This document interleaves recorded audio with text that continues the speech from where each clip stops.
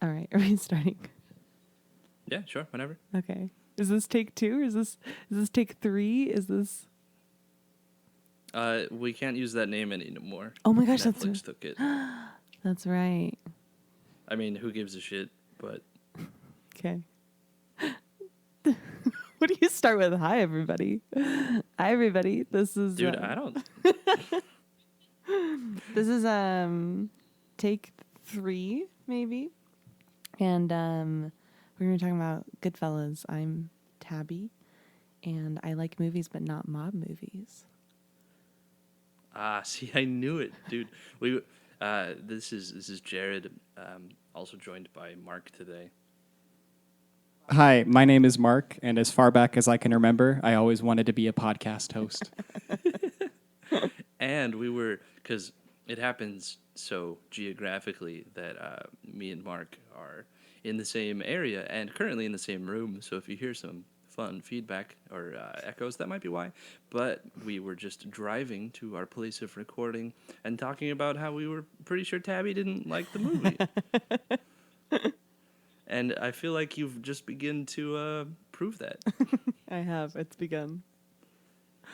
All right, you guys start because I'm just gonna whine about it.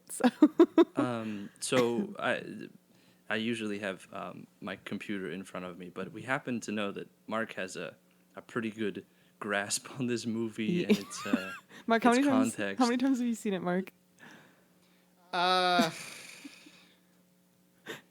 Do you don't want to Maybe 5 or 6. Oh, okay. I don't know. It's not as much as you might actually expect. That's like an amount that's okay to disclose. Yeah. All right. Less than 10. Okay. Definitely. Okay, not bad. When did you first see it? Because didn't you say it's best watched when you're a little too young for it? Yeah, so I first saw Goodfellas when I was about 17. It was just on TV, which meant that it was chopped up. It was probably letterboxed as well because Wait, what is- at the time... Yeah, that's a Shit, term. what does That's that not mean? just an app. Yeah, we didn't know that. So back in the day, or back in the day for me, if your parents decided not to buy a widescreen TV until after you left, specifically because my dad thought it would build character if I had to watch it on everything on a CRT. A CRT aspect ratio is 4:3, so it's pretty boxy, right? I'm sure people will remember this or have seen this. Where it's pretty square. Right. But cinema is usually significantly wider than that, especially anything newer. Goodfellas isn't like wide. I think it's at 185. But when they show things on TV, I don't know if they do this now, but they used to, because if you had a really, really big TV, you could show it full screen and then have a black bar at the bottom and the top. But until towards the very end of the CRT life of those old style tube TVs, most people couldn't afford a really, really big one. So instead, they would just crop the left and right sides off of a movie. Fella. So you just wouldn't see anything, and... In addition, I'm sure it was edited for TV because Goodfellas famously has over 300 uses of the word fuck. Really? That many? Jared and I didn't process them at all. Which is a lot. I mean, I wouldn't feel comfortable watching this with my mom probably. But I saw like the last 3/4 of it, I guess. I think I missed everything of Henry's childhood, which is unfortunate because that's some of the best stuff. Yeah. Before we, I guess, get into reactions and stuff, does anybody want to give a synopsis or some sort of primer for this movie for the anomalous listener that might be present who hasn't seen the movie? Yeah, I can do that. Cool. If you've never heard of Goodfellas before, it's a crime film about the mafia, directed by Martin Scorsese, released in 1990. Well, that's a little earlier than I thought. So on a September 19th, actually. So this should be coming out on the 30-year anniversary, which is why we're having this podcast. So, It's an adaptation of a book written 5 years earlier called Wise Guy, written by Nicholas Pileggi, who was, if I can remember, an author. I think he was partially a journalist as well. Anyway, he wrote down the story of this mob guy named Henry Hill into a book. Martin Scorsese read it, decided this would make a great movie, and when Martin Scorsese decides he wants to make a movie, he makes a movie. Wait, I'm looking up something very important, which is, was Henry Hill as good looking as Ray Liotta? No. Nope. Confirmed. You're No. No, nobody. Henry Hill's not that good looking. The real Jimmy Conway, Jimmy Burke, was not that good looking. Damn. Tabby, did you still like Ray Liotta when he was laughing in this movie? Oh my gosh, he reminded me so specifically of somebody, maybe just the Joker, and he like.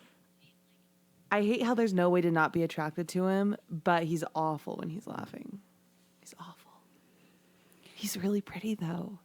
I didn't think I was going to be into him because Mark had shown me a picture of him before and was like, "Look at this man," and I was like, "Yeah, he's pretty, like whatever." And no, he's really hot. That's my contribution. But the original this movie Henry Hill. is this movie's pretty important to like crime movies as well, right? It's kind of foundational. It was kind of an earlier hit for Martin Scorsese, right? And then a lot of other movies are sort of in its lineage, I guess.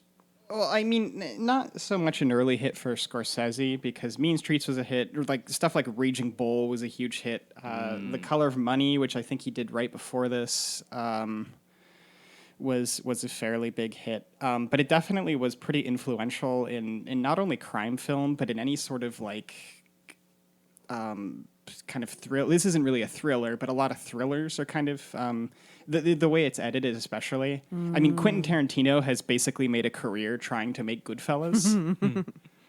The editing is really. Who's his editor again? Scorsese's? Thelma Schoonmaker, Okay. who is also elderly. Oh, yes. Because she's been editing with him for forever. Yeah, since Raging Bull. Okay. And she also did Wolf of Wall Street, which is pretty interesting to think of a woman in her 70s. This might be the second, if we're counting Wolf of Wall Street as adjacent to this sort of movie, this might be the second or third-ish actual like crime mob kind of movie that I think I've seen since being a sentient adult. I watched The Irishman before this, and so a lot of my impressions and things kind of orbit around that experience that I had earlier. When was that? Like early pandemic that I guess I watched it in a couple sittings on Netflix. You watched it in 3 sittings, I would like to remind you. Because you did it in 2. 'Cause I Sure. But only because of Mark, so. But I had a good time. There were a lot of things I liked about it. I was struck. I think it's fun. Again, my main point of comparison being Irishman. Seeing a story like this with such an epic, sweeping time scale, growing up with the kid, changing through different decades. It was signaled by changes in sort of decades music, which I thought was fun. It's just kind of cool to see something so long form like that. I think that might be part of what. Not that I don't Hello? like, because I like Tabby, it are fine you, The Irishman, and I like present? it fine here. I think it really adds something, but I was thinking about at the end of this movie that like I'm not used to stories that are so wandering, kind of, right? Like I feel like, right, again, I've only seen Irishman and Goodfellas as well, or right, like that I remember that I like watched intentionally and clearly, and I'm just not used to seeing stories that like take a person's life and go with it, unless they're like boring ass biopics, which these are obviously not. But are a lot of Marty's movies like that, Mark? Like A fair amount of them. Okay. A lot of them do spend, especially the ones that are focused on a single person and their life, are kind of like that. Mean Streets isn't. Mean Streets happens over a very short period of time. I But, guess Taxi Driver isn't. Yeah, Raging Bull is kind of like that.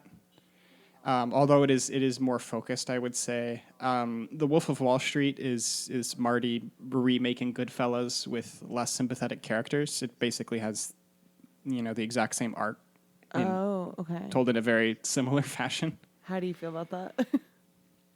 I don't know. It's fine. Goodfellas is definitely better.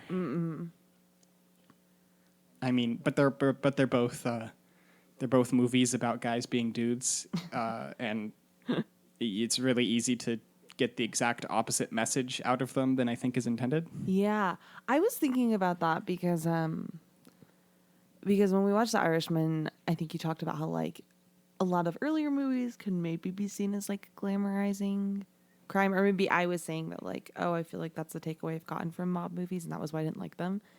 And The Irishman is like obviously an example of kind of like you get yours basically, right? Like not a comeuppance, but it's a lot more of a morality tale than I was expecting. But I kind of feel like I don't, right? And it doesn't feel in Goodfellas like it didn't make me want to be a mobster. It didn't make me want to be in the mob. I don't know. Maybe it made you guys want to be in the mob. For the first half, sure. Dude, fuck Joe Pesci. Is there anything I can watch that will make me not hate him? Because I hate him so badly. My Cousin Vinny. Okay, will that? Because you said he's very funny in it. Yeah, he's playing a very similar sort of like New York, kind of almost a wise guy character. But he's the protagonist, so He's not a total asshole. it's a little bit. Yeah.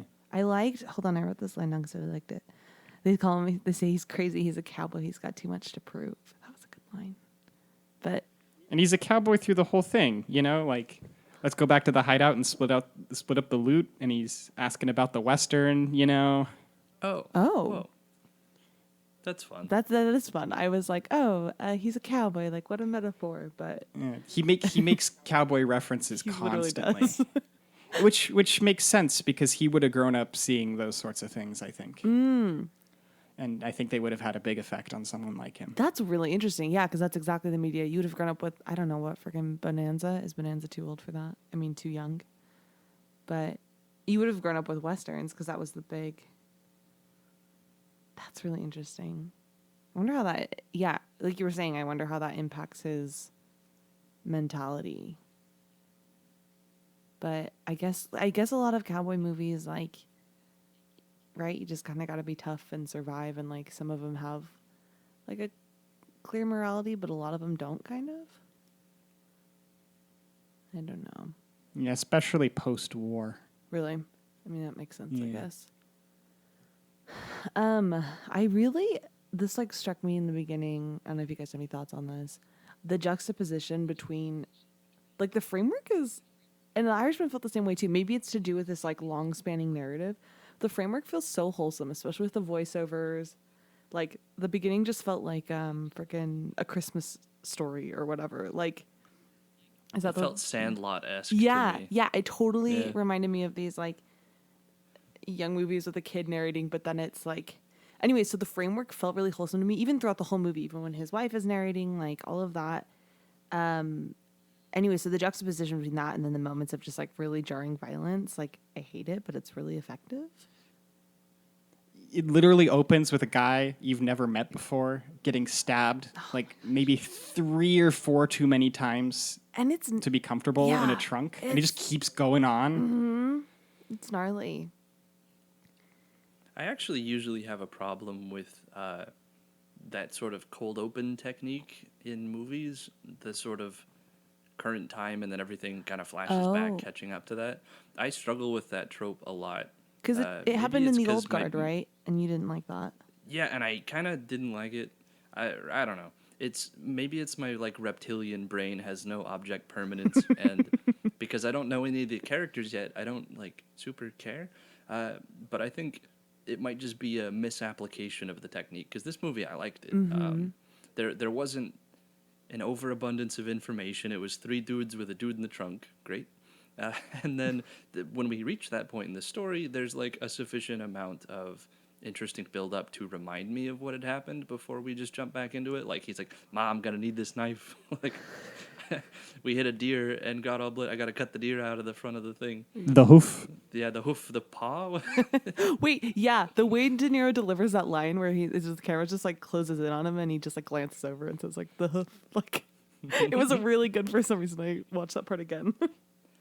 Anyway, so I like that. Yeah, no, I thought that worked really well. Yeah, because I was thinking like, oh, we've just talked about this and seen this in other movies, but this, yeah, it feels like a good application. And I wonder if it helps that we jump so far back, like to childhood, and we're in there for a while, so it takes us a while to catch back up to speed. And like you were saying, like the beginning is, you don't have too much information. It's kind of compelling on its own, right? Like they've got this guy in the trunk, like, okay, they're mobsters, like Ray Liotta like looks uncomfortable, like Joe Pesci and De Niro are like obviously a little unhinged.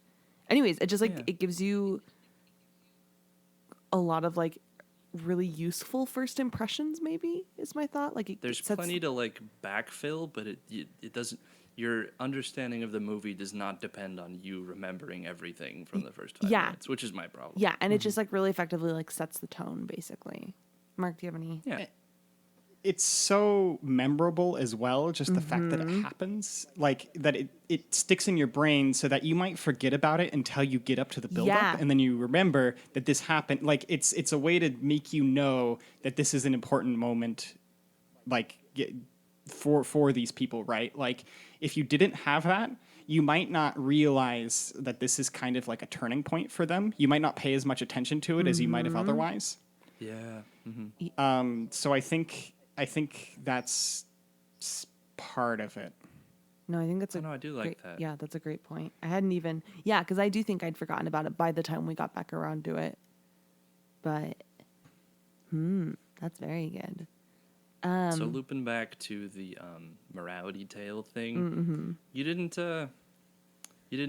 feel seduced by the lifestyle at all, Tabby? You didn't wish you were, as long as you could remember, a gangster wasn't better than being president of the United States? I like hate the idea that like maybe some movies are just boy movies, but maybe this is a boy. Like it was. I mean, maybe the girls who watch it and love it. If anybody thinks I'm being a sexist asshole, call me out. But I did not. No, not at all. Really? Not even what? No. Not even the sense of community and belonging. Like it's cute when everybody kisses each other on the cheek, but everybody's so fucking volatile. What about when he's young? You know, like can't you see why like a kid Henry Hill, right? Like, if you have read Wise Guy, the book, like I have, you know that he's like not just a bad kid. He's definitely got like some like sort of disorders. Like he's definitely got like ADHD and dyslexia and stuff. And so like, and so it's not 100% his fault that he's acting up, you know? Yeah. And like, of course, if his family's going to beat him and these guys take him in, like, Yeah. I know what I would choose. You know? Well, and I should clarify, I guess, that it doesn't make, I think Ray Liotta's, or I think Henry's a sympathetic character. And I understand why he wants to be in it. Does that make sense? So like, personally, it is not appealing to me, but I do think it does an awesome job of, awesome sounded so dumb there. It does a great job of showing me like why he would love that. But Are you in awe? What?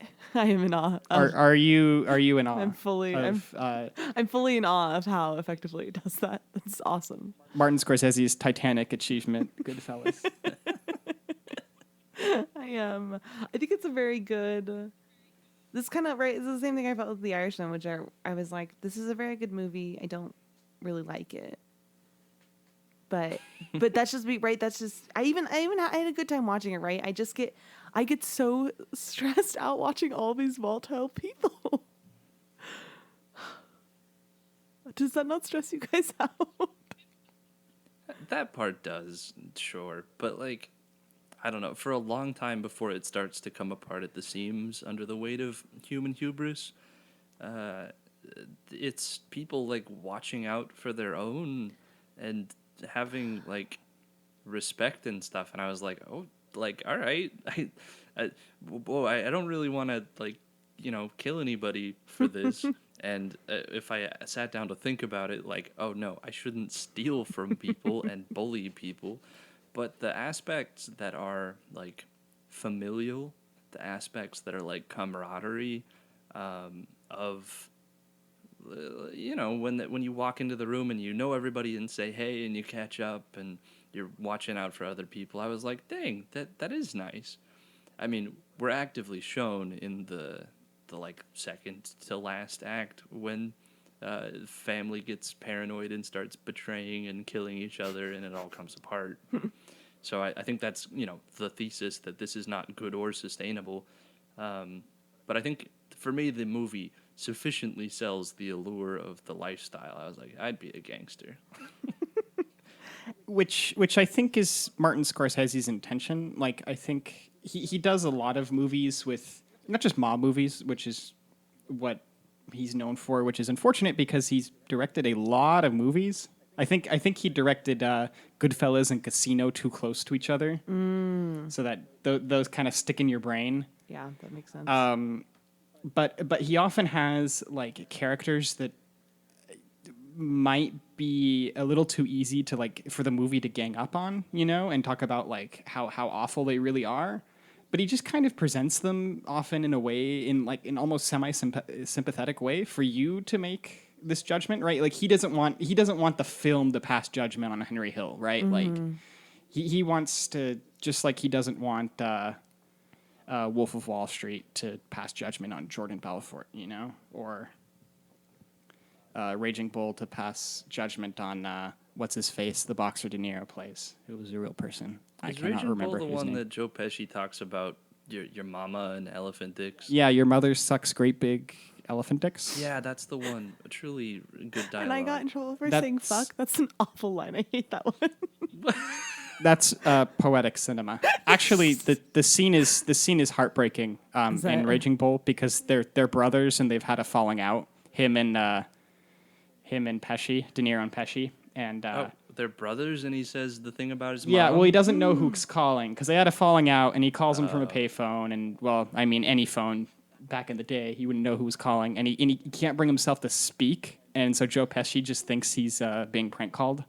Oh. And unknowingly insults the mother of them both. If that's not a microcosm of how violence wounds oneself. See, Tabby, it's deep. It's deep shit. I'm 14. A lot of and this is his deep. a lot of his movies are like commentaries on masculinity as well, especially toxic masculinity. So it does make sense that they would appeal to guys more, both introspective guys and guys who just like want to see dudes rock, Like Wolf of Wall Street at face value for the, yeah. Can you speak to that? I just feel like, yeah, we talk about how Scorsese's movies talk about masculinity, and I would love to hear from two masculines what you think about his portrayal of it. I guess, Mark, you touched on it a little bit, but could you just... I have to think for a second. Yeah, that's a lot. What's your question, I know. suppose? My question is, I just want to know what you think about... Right, like if Scorsese's talking so damn much about masculinity, like what do you take from it? What are your thoughts? Do you have thoughts? I think a lot about a quote from Kurt Vonnegut. I think it was in Slaughterhouse-Five, and there's a character in it at one point. I think it's when he's sitting and watching television, and it's talking about how there's just a lot of people in the world. And the character watching television, who I think is also a soldier, says, yeah, and they're all just going to want to have dignity. And that's a shame or something because there's not enough to go around. I'm not sure what the second half of it was, but I think that that everybody wants to be treated with dignity. And it's tough because some of all of these characters in this movie, want that. But stuff like commanding extra heapings of respect and bullying other people and getting away with it, doing crime and getting away with it, I think is like a runaway idea that you want that dignity and respect, and starts to, when it infringes on other people's, becomes toxic in that way. But it's interesting to see because the mafia, the mob, the characters in this are all arranged in a hierarchy, right? There's mob bosses, there's made men that you don't mess with, but they can mess with anybody. There's a line right in the beginning when Henry Hill says like, "Oh, he's getting beat up by his dad," and he accepts it at that point because he feels as if he's making progress in this new power structure, and he says, "Oh, people just have to take their beating sometimes." And you'll see how Henry Hill, for instance, will beat the crap out of a guy one moment and then get slapped around and told what to do by Polly the next moment. And it's interesting the sort of gymnastics required to preserve the dignity and perhaps like masculine dignity of these characters as they move about in this very complicated social hierarchical thing. Because like it's okay to get like slapped around by a guy that's above you on the totem pole, just as it should be okay for you to like shoot the serving boy in the foot or whatever. And when someone below you sort of encroaches on your personal space, your established sphere of respect, you beat the shit out of him. Just as when somebody above you encroaches on your sphere of respect, but is, you know, up the totem pole, you just sort of take that beating. I don't know. That feels like a real thing to me, regardless of whether or not it's good, but I feel like I see that. Yeah. I don't know if I spoke to your question a little bit. I just sort of had a little tangent as I was thinking about it. Wait, I can't. I lost Yo-Yo there. Yeah, my Discord dropped a little bit earlier. Oh, damn. When I was asking if we still had you, but Mine's been fine. Yours has been fine. Not that it matters if everyone else is cutting out. well, all the audio will be good in the end. It'll It's all just be good. Discord being a little flaky. Yeah. Speaking to masculinity as well, I think that his films also play the characters he chooses to portray and how he portrays them. He plays a lot like with what societal expectations expect out of them, and what with their own kind of inner like desires, what they want for themselves, and like how can you tell the difference between the two, right? Is Henry Hill this way because everybody else is this way? You know, does he have a girlfriend because Saturday night is for the wives and Friday's for the girlfriends, right? Or does he just want one, you know? And like is it and whose fault is this really? You know, there's a lot of that in his movies, I think. No, that's a good point. What did you feel the movie said about, I don't know, masculinity or whatever, being from the other side of the fence? I don't know. I was thinking a lot about his. I don't even know if I thought about it specifically with that. Right? I'm like, oh yeah, his movies talk about masculinity, but I like wasn't really thinking about it with the movie. I did think a couple times with right, with how like touchy and like love, like warm and familial everybody is. I was right. That was like, I was like, oh, I could see that being like super appealing, right? Like you have this vision of like this masculinity where like you're very respected and like even feared, and you also have these like intimate associations, and like as long as you kind of stay in your place and there's like opportunities to move around, like you get both, kind of like you were saying, right? Like you both get to be in charge and you're like also subordinate, but you get all of that affection basically, and you like you get to vent frustration if you have it on the lower guys or whatever. You get to have that potency feeling. Yeah. So like you're powerful, but you're also like, I don't know. Anyways, like you were saying, like the community they create around themselves is like really, really powerful, and I can like see that being super, super appealing. Because I feel like sometimes, like we talk about my ass, but anyways, right? I feel like sometimes we get the idea that like you can't like both be powerful and respected and like have like a warm sense of community or like friends or family or whatever. So anyways, so I can see that being super appealing, that like you both get to be like this like really powerful man and also like the like kind of like Lord of the Rings masculinity, right? Like they're all I mean, but just in the sense that they're like all Nah, super yeah, I get you, tough. I get you. But anyways, but they like can be pretty tender with each other, and that's killer in The Irishman, right? Because Jimmy and Frank are like very tender with each other sometimes, which is like part of what makes that so devastating. Anyways, that was my thought. And then I was thinking about, I mean, this is based off of The Irishman and this movie. What did we watch? Goodfellas. But Goodfellas. I couldn't think of the title. Either. the women are so interesting because like it seems like in that community, in that world, like they do. And so the movies definitely value the women. I don't know, right? Because I was just thinking about like, okay, these guys like they have the girlfriends on Friday and the wives on Saturdays, and like he's got his like girlfriend that just like makes coke and does a lot of it, and like all he has to do is tell her he loves her say he loves her sometimes, right. And anyways, and I was like, do these movies treat women shitty? Does this community treat women shitty? But also they don't, like, their wives are like very prominent kind of. And I think the wives get the same sort of thing from it that the men do, right? Like there's clear order. There's like this intense sense of community. You also get to be powerful, right? They have all the like, they have all the status symbols that also like say that women are powerful. But they have it in this like super, super patriarchal setup, but also it's like where they like love their moms and shit. Like I don't. Do you guys have any thoughts on that? Like, I feel like like I don't know, not Italians abroad. That's a huge statement, but I just feel like in mob movies, like there are a lot of like very matriarchal aspects, but it also seems like a very, very patriarchal system.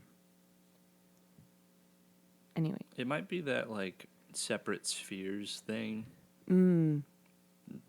What is that, like a Victorian thing? Yeah, that your people spheres. used to say.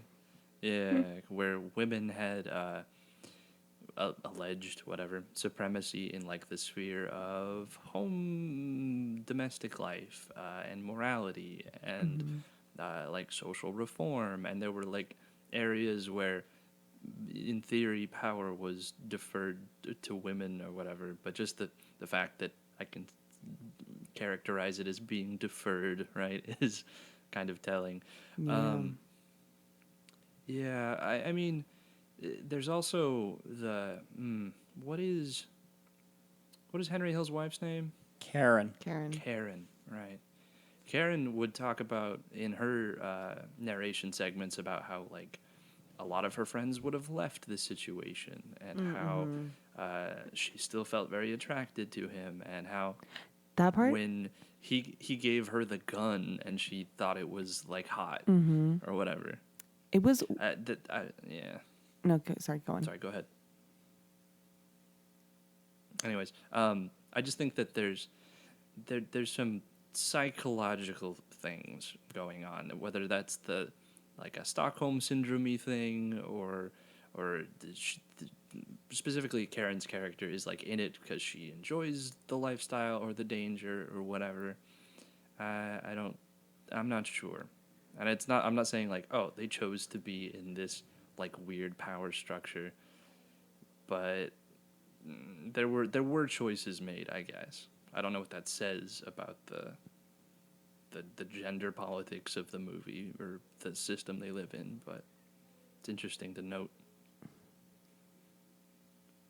Sorry, couldn't hear you much. I think like what you were saying, like there's obviously other stuff at work, there's like the gender politics are interesting. I think it's the same, kind of like you were saying, like it's a turn on when he gives her the gun, and then it is wild when she's got the gun and then the narration, right? She's saying like, I just really, I liked her logic wasn't like, oh, I couldn't kill him, like I love him. She was like, I couldn't kill him, like I still think he's hot. Like, anyways, right? She's just as like, and I guess this is why I decided when I was like thinking about like, do these movies like care about the woman in them? Like sometimes they seem just kind of like, right? Like the men are the prominent figures in this world, in this organization. But anyways, I feel like part of, I guess, why I was like, no, the women are like, the movie at least values the woman as much, even if they're not like the main characters, is like Karen is like a complex character. I think she's such an interesting character. But I think that anyways, kind of like we were saying earlier, like I think the mob also gives her those things, right? Like I think she gets the same kicks from it that, like the same kicks, the same security, the same sense of danger, the same sense of power that like Henry gets from it, just in a different, kind of like you're saying, a different sphere. And like, even like, just like a man, like when she has a problem, she goes to Polly. Like Henry is messing around and won't leave his girlfriend, and she wants him home. She goes to Polly, and what happens right away?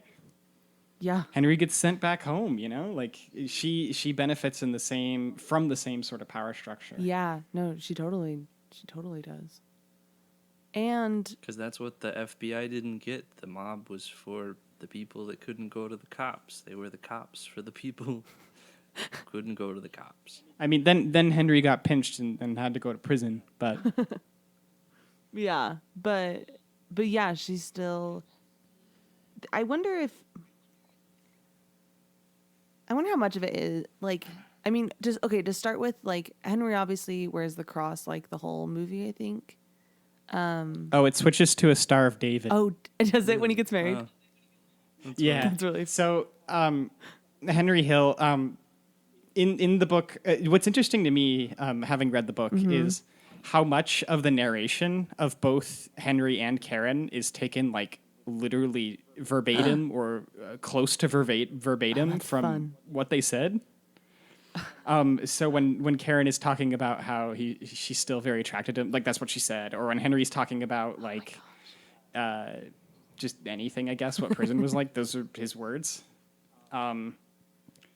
Anyway, but That's incredible. in order to get married, Karen's family was very Jewish, and they made him do like religious training, like religious studies. Oh, okay. And he basically like had to convert almost, you know, like it included him getting circumcised, and Karen said that he had to wear a diaper for a month. No.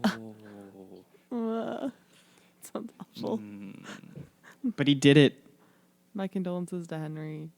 Karen's hot, so like I see, you know, She looked good. Yeah, she looked great. I get it, but I wonder if like with that though, where I mean, to what extent I don't know, but right where it seems like the mob community is like all these like Italian like Roman Catholics.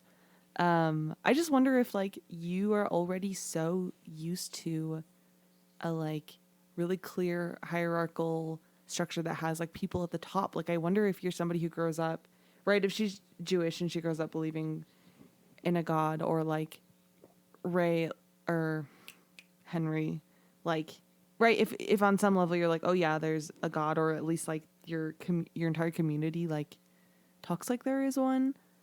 Anyways, I just wonder if it helps to have, like you were saying, like when there was a problem, she like had somebody to go to, kind of. And I just wonder if the like religious nature of the like people who started the mobs basically, to whatever degree that religion was, because they don't, you know, seem exactly pious in certain aspects, maybe they were in others.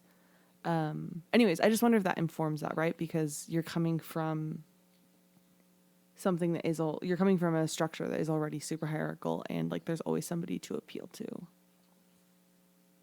Not to bring this back to The Irishman again, because this isn't the Irishman podcast, but he deals with that even more in The Irishman, right? Like at the very beginning when De Niro's character meets Pesci in the bar, not the first time when he's fixing the truck, but later when he really meets him, they have a literal sacrament, right?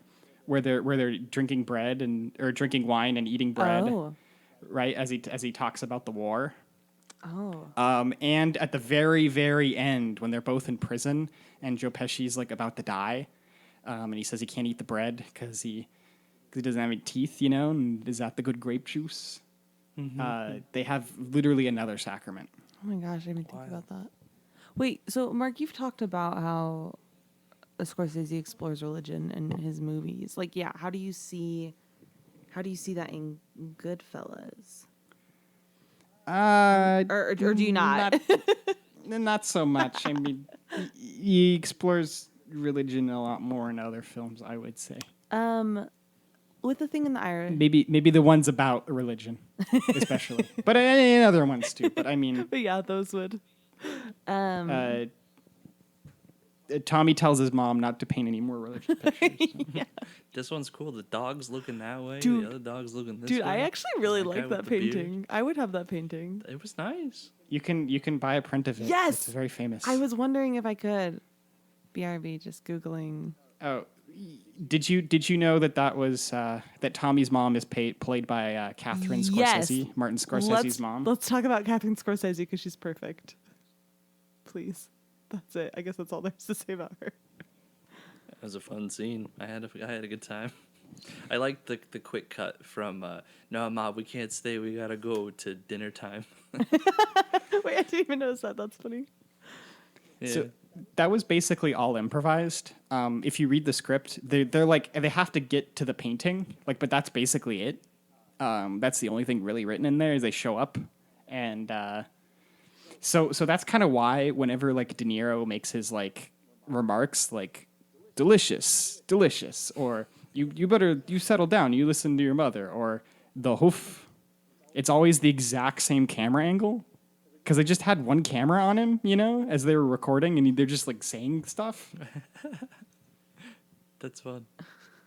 But that's why the whole scene is shot really weird, is because it was all improv, and they're just you don't know where to point the camera. You can't think about the gaze. That's Speaking of the gaze, the act of looking, not. Anyways, I liked.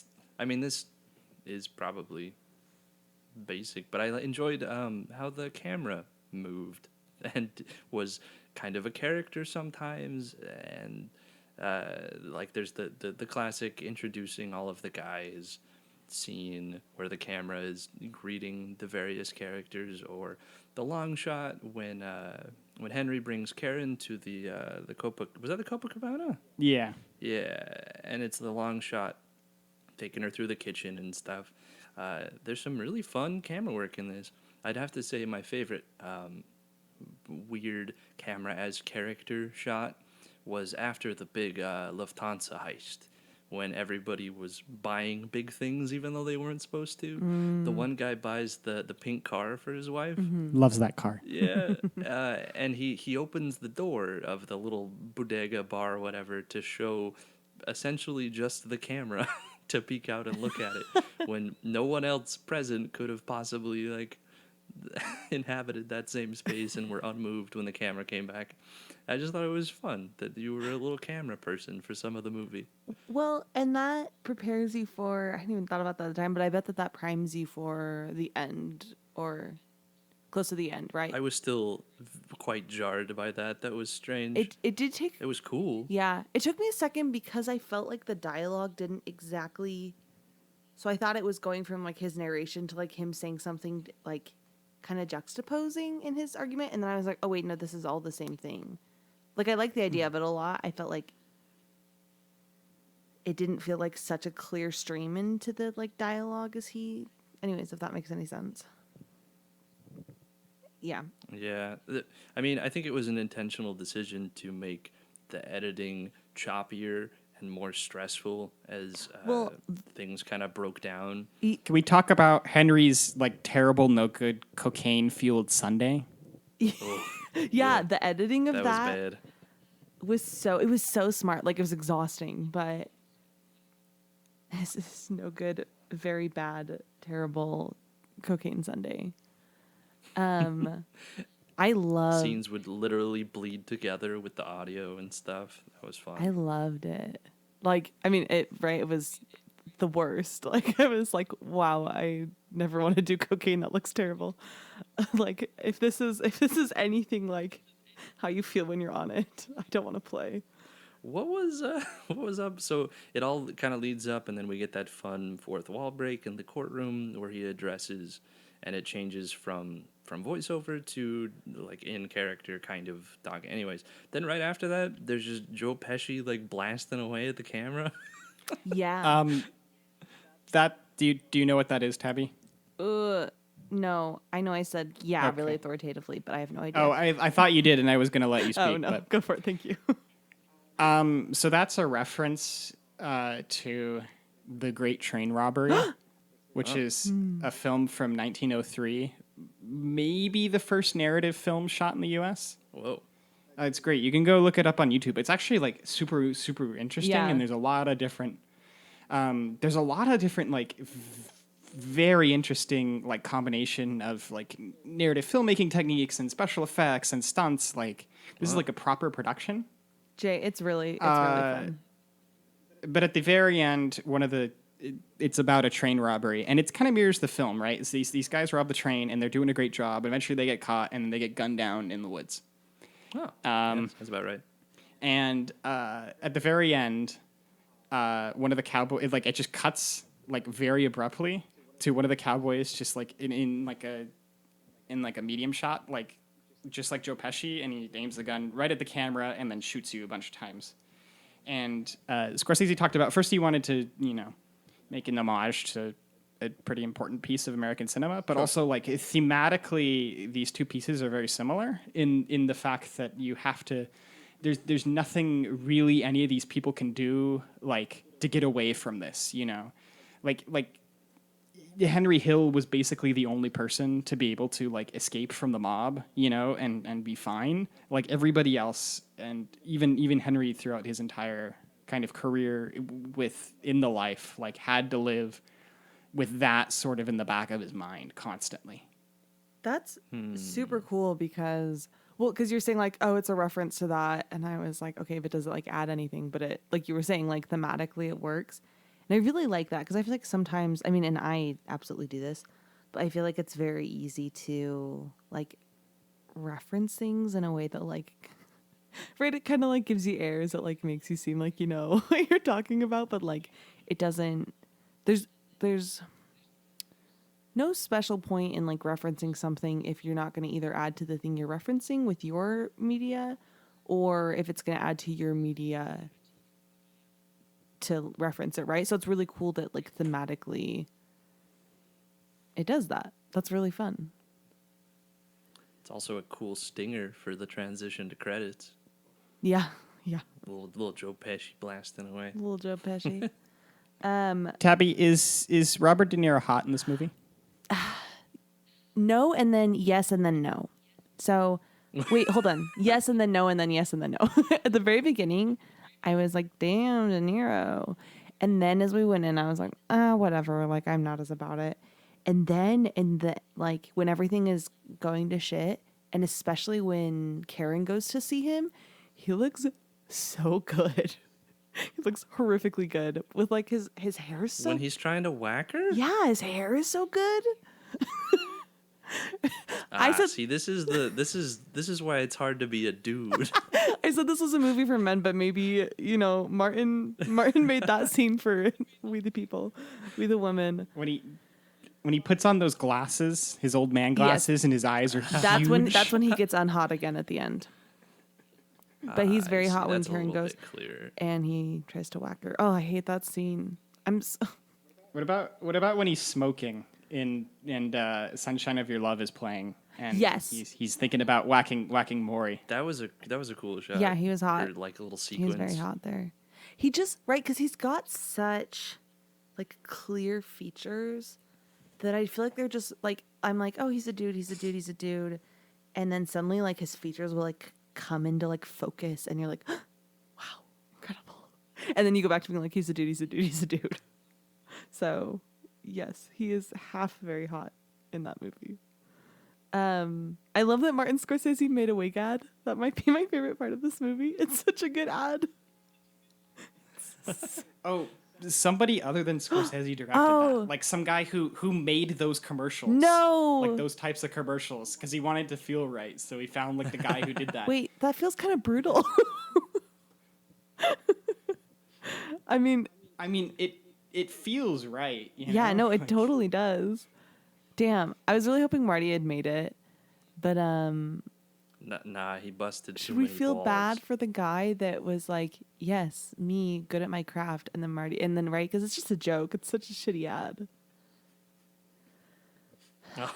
But I guess Maury took a lot of money out for it, so I reckon so. I'm crushed though.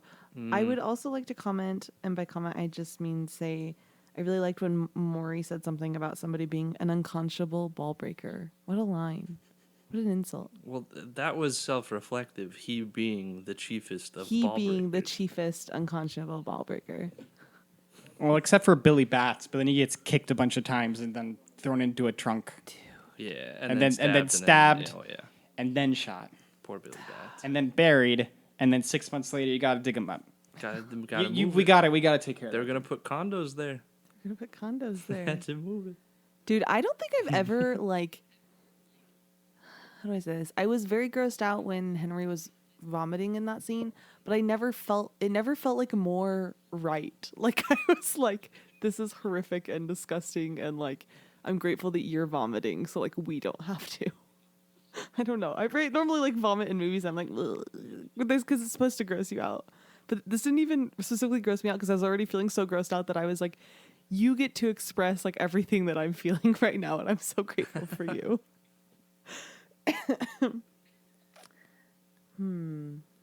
Okay, what would you guys? So What? Hmm. No, no, go ahead. Yeah, I think I'm going to ask Oh. a similar thing to what you would. I was just gonna say, what would you guys rate Goodfellas out of? I was gonna say Goodfellas pizza. Did Goodfellas pizza come before or after the movie Goodfellas? I strongly suspect after, but I can look it up. Okay, look it up. I think I would give this movie like 3 onions for 2 cans of pasta sauce. A little strong, but pretty good. No, like Not perfect. nah. I mean, I don't know. Clearly made with care, Okay. right? Clearly made with like heritage in mind. The garlic was so thinly sliced that it liquefies in the pan with just a little bit of oil.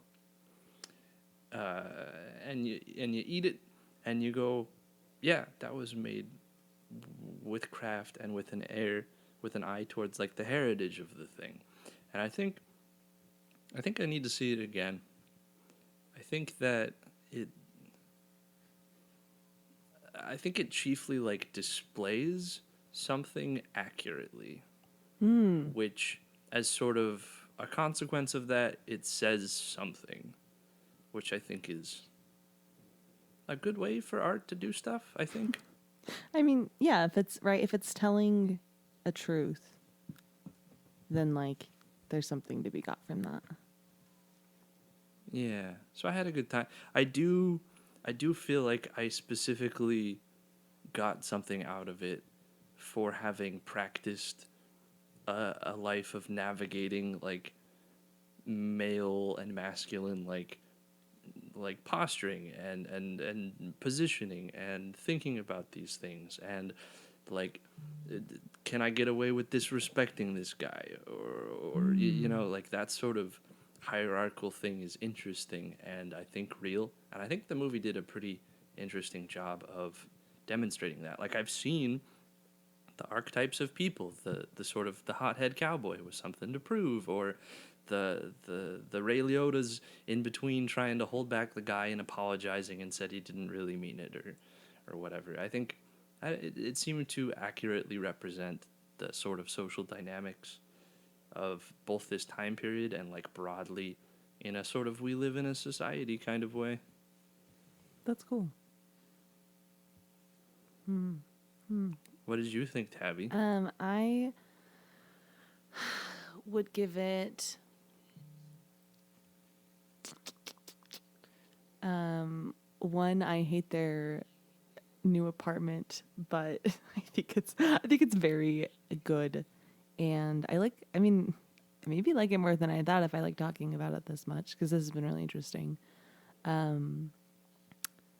I think the problem remains, and this is deeply a me problem because movies are supposed to create tension, but it's very stressful for me.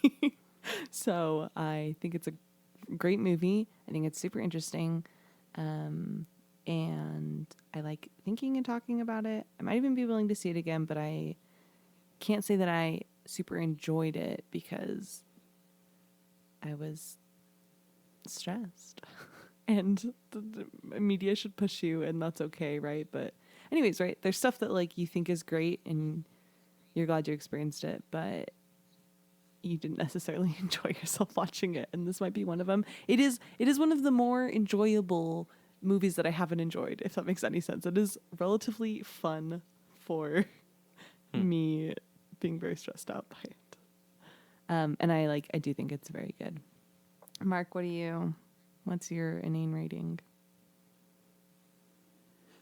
I would give it a 5 stars. I think it is a high point of Martin Scorsese's career. I think that even disregarding kind of where Goodfellas pushed film, American film especially, Goodfellas on its own is a pretty like bold cinematic achievement.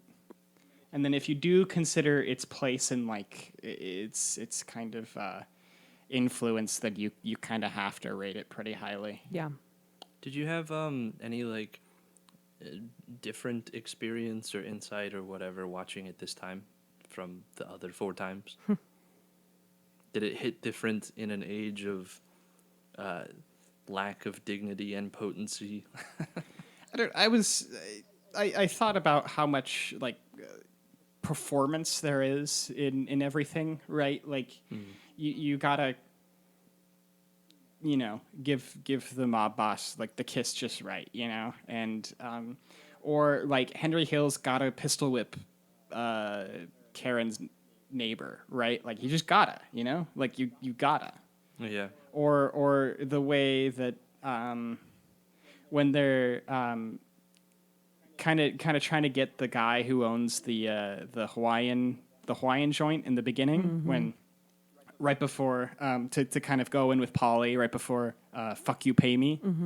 There's kind of a dance, right? Because Henry and Polly already know where this is going, but they got to get like this guy there, and it's just that's very interesting to me, like how much like performance there is in this, like these guys, and I think that's how it was, and I think that's why like a lot of Italians make great actors, is because the way like they grew up like is conducive to that sort of understanding of the world. It's really interesting. Yeah, and the sort of micromanaging of one's like affectations of the moment, like when what are you saying? I'm a funny guy.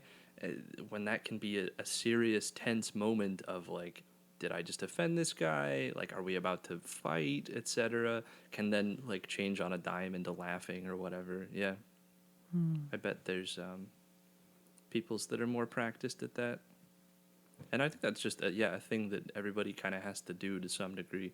Maybe a little bit more or differently if you're a dude. Not sure.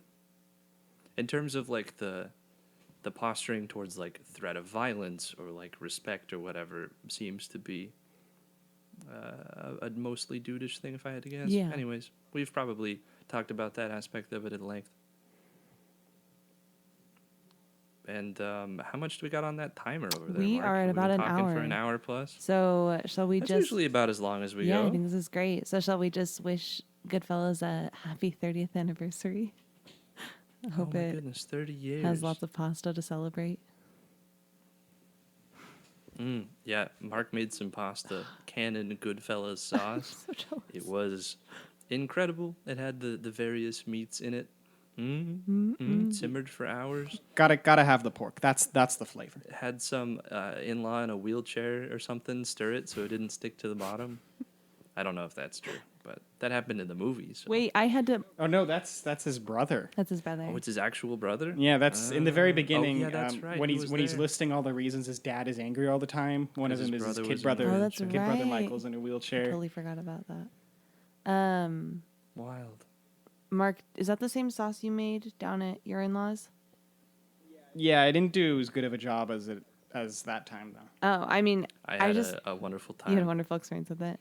I would just like to say that I stirred the sauce down there, and so I want to be considered part of Goodfellas, is what I'm saying. I'm a sauce stirrer.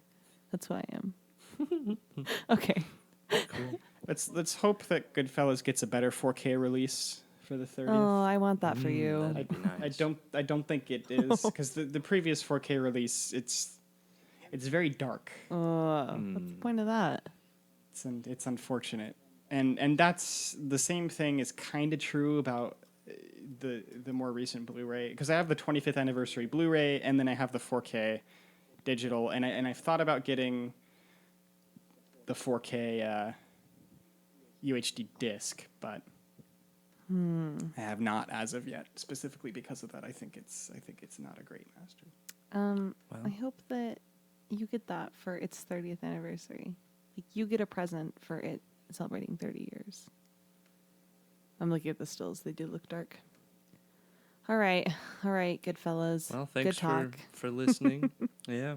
Well, Those of you that are checking out our backlog years from now after we're famous, established, cinephile, reviewer people, Mark will get to, as long as he's remembered, he's wanted to be a podcast host. go kiss your mama on the cheek. Say I love you to your father. All right. Respect him. Goodbye. Terrible I accent. really hope this doesn't damage my career. This will surface somewhere else.